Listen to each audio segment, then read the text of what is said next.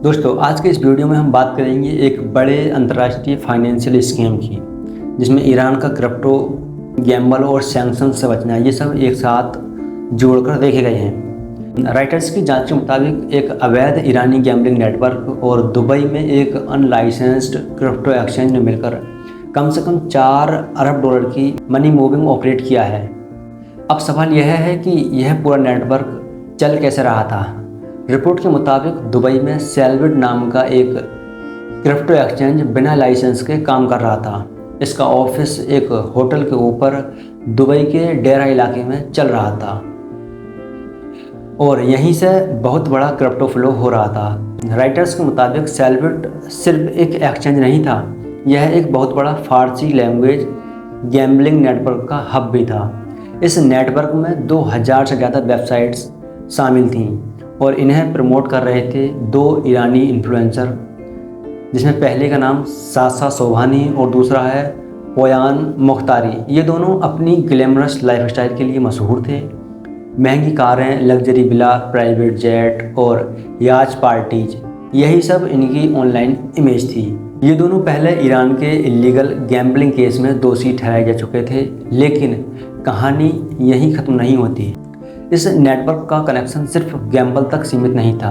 Writers ने पाया कि सेलविट के जरिए ईरान के सेंट्रल बैंक, प्रतिबंधित एक्सचेंज नोबिटैक्स और ऐसी वॉलेट से भी लेन देन हुआ है जिन्हें इजराइल ने IRGC से जोड़ा है।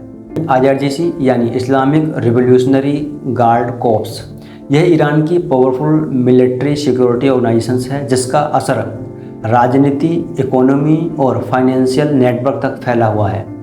रिपोर्ट के अनुसार IRGC ने सालों पहले ऑनलाइन गैम्बलिंग सेक्टर पर असर बढ़ाना शुरू कर दिया था और फिर उसी मार्केट का उपयोग करके मनी मूवमेंट और प्रॉफिट के लिए यूज किया।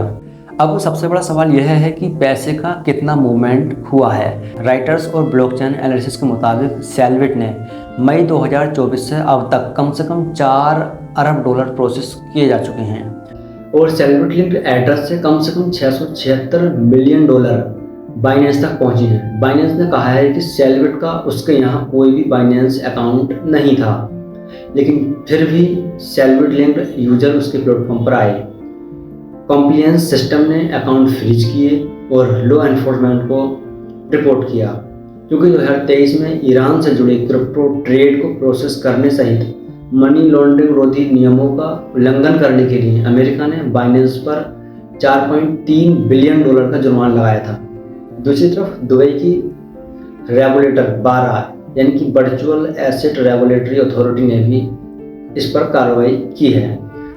24 जुलाई 2026 को बारा ने सेलविट पर फाइनेंशियल पेनल्टीज लगाई और उसे तुरंत सीज का आदेश दिया। बारा के मुताबिक सेलविट बिना लाइसेंस के वर्चुअल एसेट सर्विस दे रहा था, KYC चेक नहीं कर रहा था और दुबई में अपनी सर्विस अनऑथराइज तरीके से मार्केट कर रहा था। अब इस नेटवर्क का तरीका समझना बहुत ज़रूरी है। पहले सोशल मीडिया के जरिए लोगों को अट्रैक्ट किया जाता है, फिर गैम्बलिंग वेबसाइट से मनी कलेक्ट किया जाता है, उसके बाद क्रिप्टो के जरिए उसे पैसे को अलग अलग वॉलेट और एक्सचेंज में घुमाया जाता है। इससे असली सोर्स और डेस्टिनेशन छिप जाता है।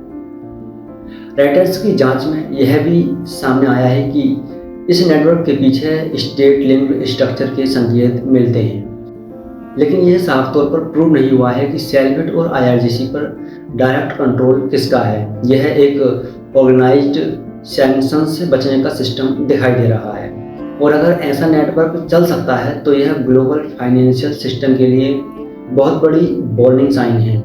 इस मामले की अहमियत सिर्फ ईरान या दुबई तक सीमित नहीं है। यह दिखाता है कि online gambling, influencer marketing, crypto exchange और क्रॉस बॉर्डर मनी फ्लो मिलकर कितना बड़ा शैडो इकोनॉमी बना सकते हैं। और जब रेगुलेशन कमज़ोर हो तो टेक्नोलॉजी का दुरुपयोग बहुत तेज़ी से फैल सकता है। तो कुल मिलाकर राइटर्स की यह जांच बहुत बड़ी बात बताती है कि सेलविट का दुबई बेस्ड क्रिप्टो एक्सचेंज एक ऐसा इलीगल नेटवर्क का हिस्सा था जिसने gambling, crypto mining, sanctioned entities और इंटरनेशनल मनी रूट्स को जोड़कर कम से कम 4 अरब डॉलर की सैंक्शंस इवेजन ऑपरेशन को पॉसिबल बनाया है। दोस्तों, यह मामला अभी खत्म नहीं हुआ है। दुबई रेगुलेटर्स और इंटरनेशनल एजेंसीज इसकी जांच कर रही हैं इसलिए ऐसे केसेस हम सभी को जानना बहुत ज़रूरी है। ऐसे ही वीडियो देखने के लिए वीडियो लाइक करें और चैनल को सब्सक्राइब करना ना भूलें। Thank you.